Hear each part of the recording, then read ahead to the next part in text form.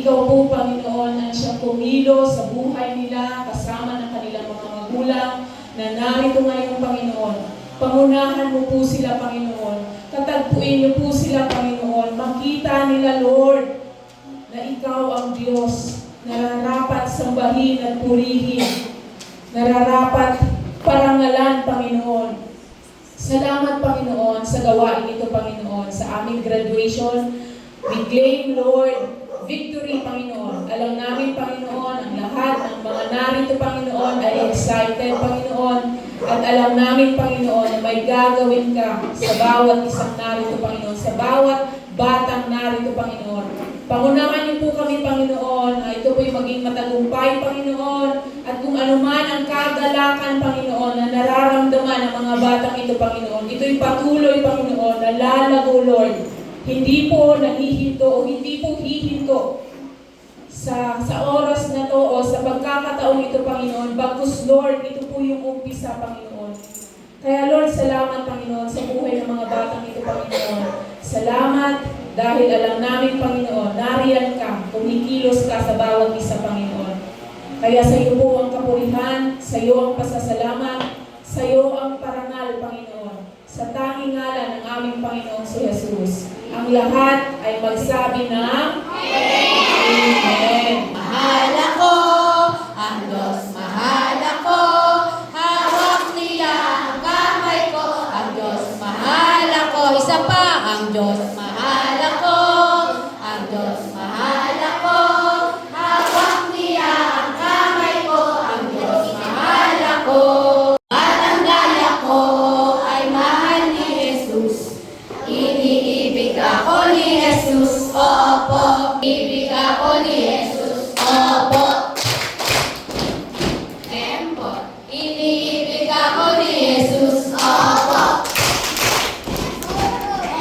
Ang batang gaya ko ay mahal ni Jesus, iniibig ako ni Jesus, opo. Ako'y kawalin ng Diyos, yes sir! Ako'y kawalin ng Diyos, yes sir! Kataman upang tanggapin kawan o mga kabayuman, bida sa balilan, bang, bang, bang! At sa aeroplano ako'y sasakay, ako'y kawalin ng Diyos, yes sir! Palakpakan natin si Tia! Very good. Nagpapako siya sa krus. Para saan? Ba't siya nagpapako sa krus? Sige ate. Ayun, para bayaran ang ating kasalanan. Very good. May natutunan nga. Okay, so sabi ko nga sa inyo, walang kaibigan ang kayang gawin yun maliban kanino? Kay Jesus. Kaya ba ng best friend nyo na magpapako sa krus kasi kayo ang may kasalanan? Di ba? Hindi. Tsaka kahit kayo hindi kayo magpapapako sa krus di ba?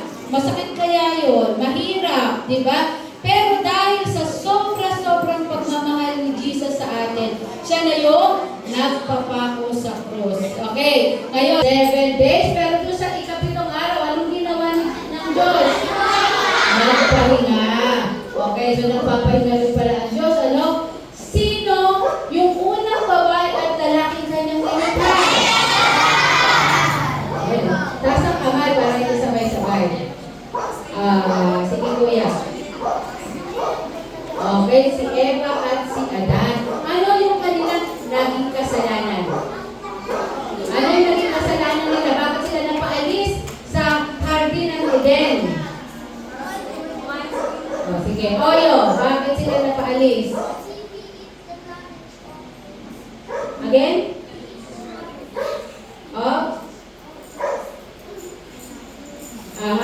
Okay. Ay, tinuturo mo yung puno. Yung tree. Kasi kumain nga pala. Tama yun. Because they eat the fruit ng knowledge of good and evil. Ayan, tama. Kinain nila. So, sa pagkain nila yung bunga ng pagkaalam ng mabuti at masama. Mga bata, hindi mansanas yun, ha? Hindi mansanas yung bunga na yun. Baka akala nyo kinain ni Eva at Adan yung mansanas, hindi po. No? Kasi kung yun ang kinain nila, hindi na rin tayo kakain ng mansanas.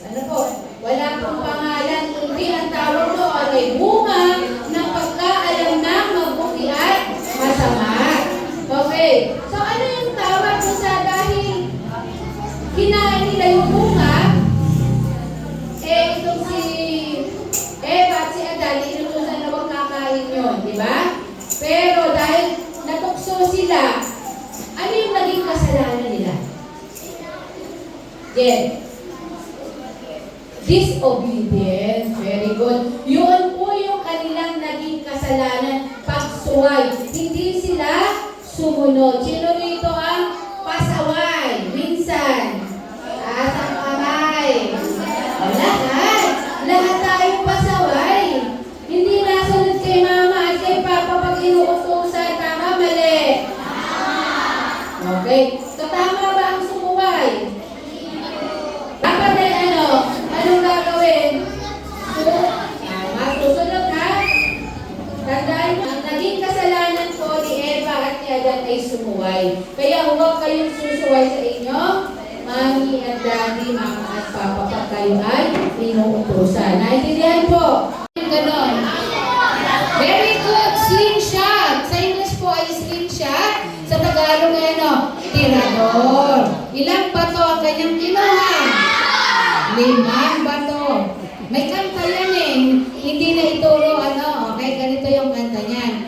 Isang batang muntilan, pangalan ay David, marunong manalangin at saka umawit. Isang batang muntilan, sa tabi ng batis, 5 bato ang kinuha, ngunit maliliit.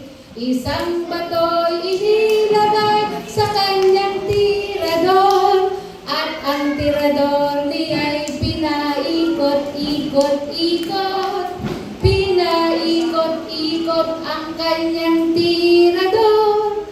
Isang tawag sa amang Diyos, higante bumagsak. Boom! Gulat kayo Okay, siyempre higante yun. Goliath. O diba? Sana mga bata, hindi lang dito nyo maalala yung mga kwento. Kundi pag uwi nyo sa bahay, yung pagpe-pray, paghingi ng tulong kay Jesus, no? At syempre, yung kaligtasan. Anong sabi ko doon sa mga tinuruan ko? Ano yung inyong spiritual birthday?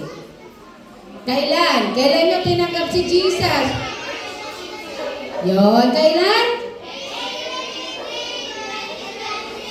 Tatandaan nyo yan ha. Yan yung petsa na tinanggap nyo si Jesus. April 15, 2026. No? So sabi ko, seryoso, totoo dapat. No po? Okay. So simula ngayon, pag alis nyo dito, ipapakita ninyo sa inyong nanay, sa inyong tatay na kayo ay mga bata, may Jesus sa inyong puso. Para hindi malungkot si Jesus, gagawin kung ano yung gusto ninyo ni Jesus. Okay, sige po.